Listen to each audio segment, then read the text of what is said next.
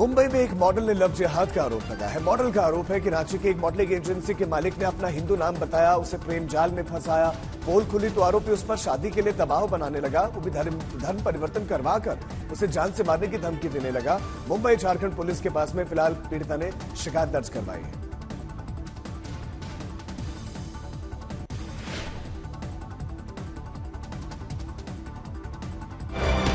बिहार के भागलपुर की रहने वाली मानवी राज नामचीन मॉडल बनने के सपने देखा करती थी। अब उनकी आंखों में खौफ है। मुंबई आने से पहले मानसी रांची गई थी। यहाँ मॉडलिंग नाम की एजेंसी से जुड़ी। एजेंसी के मालिक ने अपना नाम यश बताया। दोनों की दोस्ती हुई। अब मानसी को लग रहा है उसके साथ धोखा हुआ। जिसे वो प्यार समझ रही थी वो लव जिहाद था।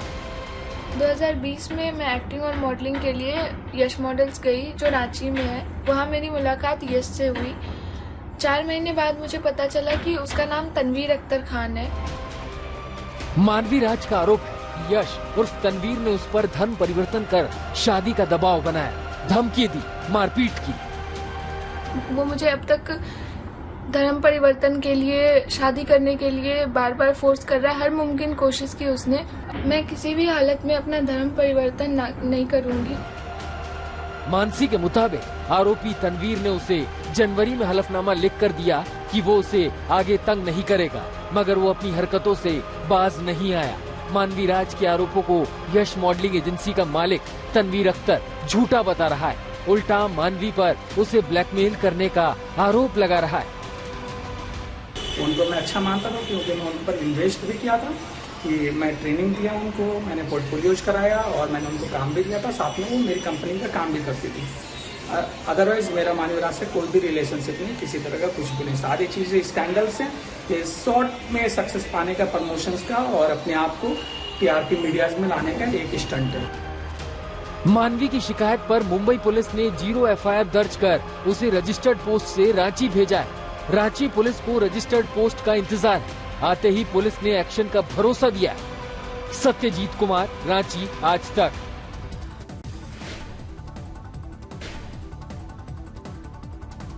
किसान नेताओं के दखल के बाद पहलवानों ने गंगा नदी में मेडल बहाना टाल दिया है। किसानों ने पहलवानों से बातचीत की और पहलवानों की तरफ से केंद्र सरकार को एक्शन के लिए 5 दिनों का उन्होंने अल्टीमेटम दिया है। खिलाड़ी कुश्ती संघ के चीफ ब्रजभूषण सिंह की गिरफ्तारी की लगातार मांग।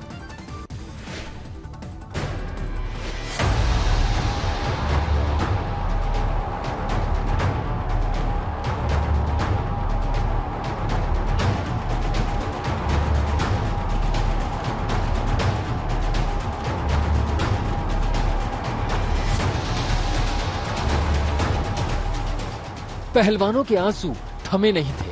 हरिद्वार के गंगा घाट पर साक्षी मलिक, विनेश फोगाट, बजरंग पूनिया फूट फूट कर रो रहे थे। ये वो पल था जब वो अपने मेडलों को गंगा नदी में प्रवाहित करने आए थे, जिसके लिए उन्होंने जान लगा दी थी, जिंदगी खपा दी थी। घंटे भर गंगा घाट पर यूं ही खिलाड़ी रोते रहे। खिलाड़ियों के आंसू इंसाफ नहीं मिल पाने का दर्द था। महीने भर से वो न्याय के लिए लड़ रहे हैं। यौन शोषण के आरोपी कुश्ती संघ के प्रमुख ब्रजभूषण शरण सिंह की गिरफ्तारी की मांग कर रहे हैं। धरना प्रदर्शन के बाद भी जब उनकी आवाज नहीं सुनी गई तो खिलाड़ियों ने उन मेडलों को गंगा में बहाने का फैसला किया, जिसके जीतने पर देश को उन पर फख्र है। खिलाड़ी अपने मेडल मां गंगा को समर्पित कर पाते, इससे पहले ही किसानों ने उन्हें मेडल न बहाने के लिए मना लिया। भारतीय किसान यूनियन के अध्यक्ष नरेश टिकैत ने हरिद्वार में गंगा घाट पर खिलाड़ियों से बात की। केंद्र सरकार को ब्रजभूषण पर एक्शन के लिए 5 दिन का अल्टीमेटम देते हुए खिलाड़ियों का मेडल अपने पास रख लिया। किसान अब ये मेडल राष्ट्रपति को सौंपेंगे। इस तरह का बच्चे इस तरह का कदम उठा रहे, बड़ी बहुत गलत बात है। तो अमर चौध साहब भर गए। चौध साहब ने जोड़ी बनाई, कहने भाई ये इसमें घेर दो तुम जोड़ी में। खैर में किसी की नहीं मान रहे थे ये पहलवान, तो उन्होंने कहा भाई चलो ठीक है जी, वैसी बात है तो हम चल रहे आप लोगों के साथ में। उन्होंने बड़ा सम्मान रखा हमारा भी। खिलाड़ियों ने गंगा में मेडल बहाना टाल दिया, लेकिन गंगा समिति पहलवानों के खिलाफ खड़ी हो गई। उनका कहना है कि हर की पौड़ी पूजा पाठ की जगह है, न कि राजनीति की। ये हर की पौड़ी का जो क्षेत्र है, ब्रह्मकुंड का क्षेत्र है, दान का, तप का, ध्यान का, कर्मकांड का, अस्थि विसर्जन का, सभी प्रकार के धार्मिक कृत्यों का क्षेत्र है। और धार्मिक कृत्य करने के लिए कोई भी व्यक्ति यहाँ पर आए उसका स्वागत है, अभिनंदन है और गंगा सभा यहाँ की व्यवस्था सुनिश्चित करती है। लेकिन कोई राजनीतिक एजेंडे को पूरा करने के लिए इस भावना से कोई यहाँ पर आएगा तो गंगा सभा उस राजनीतिक एजेंडे को कभी पूरा नहीं होने देगी। साक्षी मलिक ने गंगा में मेडल प्रवाहित करने के बाद दिल्ली में इंडिया गेट पर आमरण अनशन का ऐलान किया था। अब तो उन्होंने मेडल बहाना टाल दिया। 5 जून तक एक्शन के लिए सरकार को अल्टीमेटम भी दे दिया। तो क्या उनका अनशन और प्रदर्शन भी 5 जून तक स्थगित रहेगा? हरिद्वार से मुदित अग्रवाल के साथ आज तक ब्यूरो।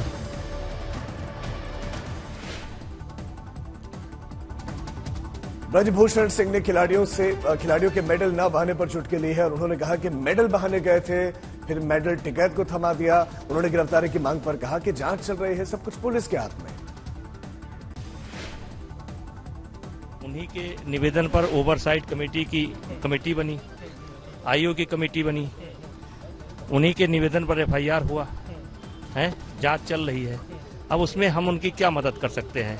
अब आज मेडल फेंकने गई थी, मेडल मतलब डालने के लिए गई थी, फिर गंगा जी में, अब गंगा जी के बजाय टिकैत को दे दी, तो ये उनका स्टैंड, हम क्या कर सकते हैं? टिकैत सीधे तौर पे कह रहे हैं हमारा नहीं, बस हमारा एक जो कह दिया पड़ेगा अपने।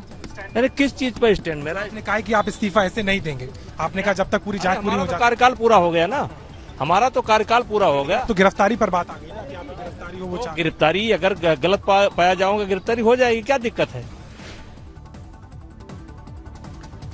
पहलवानों को वैश्विक संस्था यूनाइटेड वर्ल्ड रेसलिंग का भी साथ मिला है। यूडब्ल्यूडब्ल्यू ने पहलवानों के साथ पुलिस की अभद्रता और उन्हें हिरासत में लिए जाने पर नाराजगी व्यक्त की है और साथ ही साफ किया कि अगर भारतीय कुश्ती संघ के चुनाव अगले 45 दिनों के भीतर नहीं करवाए गए तो वो भारत को विश्व कुश्ती से निलंबित कर देगा।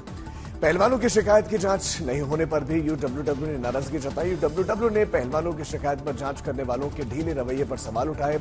अध्यक्ष ब्रजभूषण पर लगे गंभीर आरोपों की पारदर्शी जांच कराने की अपील की है।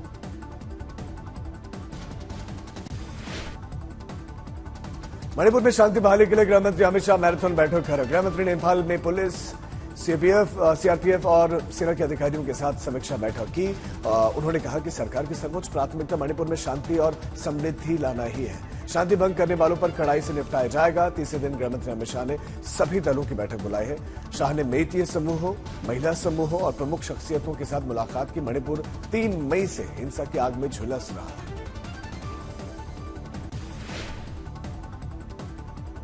मणिपुर में हिंसा के चलते लोग गुस्से में हैं, निराश हैं और उनमें अविश्वास है।